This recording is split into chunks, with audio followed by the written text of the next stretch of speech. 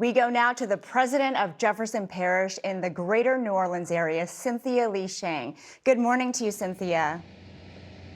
Good morning. Thank you so much for having me on the show. Thank you for being here. You said in a recent briefing that the dangers after the storm are just as serious as during the storm.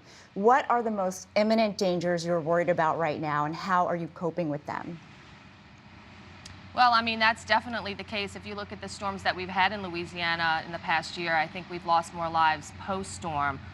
In Jefferson Parish, we only lost one life during the storm. Unfortunately, I happen to know the person. Very, very tragic in Lafitte, where the waters rose very high. But then, you know, a couple days later, I feel like 2 days later, we lost 3 people to carbon monoxide poisoning. We lost another resident to a nursing home with the issue with that, with the people who evacuated.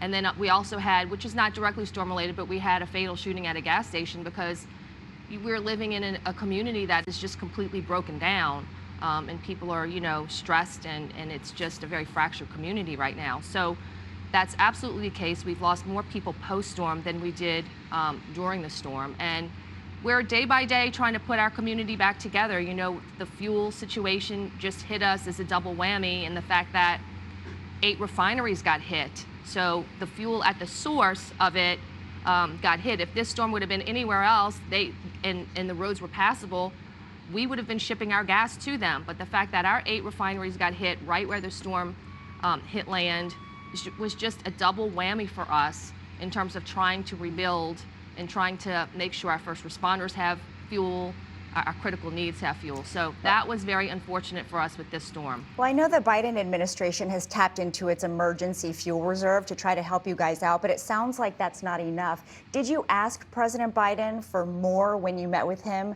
on Friday? And what else did you ask from him? Yeah, absolutely. We appreciated the visit, and I'm so glad that he got here to see the destruction firsthand. But fuel was absolutely the essential need. We talked about the assistance for our medical special needs people, because as the days go on and people were staying at home, it was getting harder and harder to kind of take care of these people. So that was great news yesterday. I was at the New Orleans Convention Center meeting DMAT teams from Rhode Island and New Hampshire, and law enforcement officers from California. It was such a bright way to start my day yesterday, to know that the most vulnerable citizens we have in Jefferson Parish will be able to send there. If they can't handle a bus ride outside to a mega shelter in Bastrop, Louisiana, but they're not critical enough to be in a hospital, we have major resources right here locally that we can send our vulnerable people. And that was, like I said, a great way for me to start the day yesterday, to see all this additional resources. And then I told my team, when it's just the days after the storm, it's so difficult because the problems are there. We don't have the resources. We're trying to do search and rescue, save lives, but every day additional resources come in from outside, and we feel better about things. And that's been really a relief, just getting the reinforcements in from outside. And I know that despite all of that help right now, you're still asking some people who evacuated not to come back just yet. Is that right? Yeah, because we still have the fuel issue. I was very grateful that the school systems are not starting this week. My teams, and this is my departments, we have to get the water pressure up. We're still under a boil water advisory. Our sewer system is largely dependent on it is dependent on electricity. Thank goodness, all our hospitals have electrical power now. Our emergency operations center, our core, of communication for first response actually lost generator power. So the electrical company got us powered up. So the critical infrastructure need to get powered up, and then Entergy's working on, getting the neighborhoods back up slowly.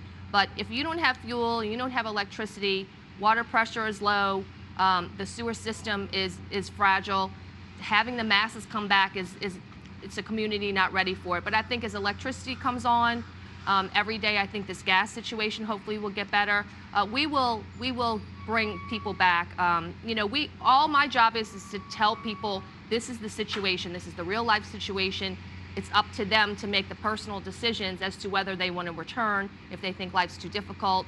Financially, if they can stay out longer. I mean, that's an issue with the hotel bills.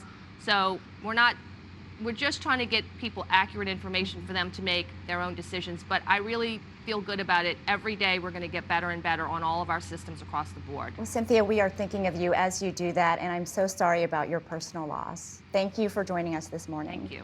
Thank you so much.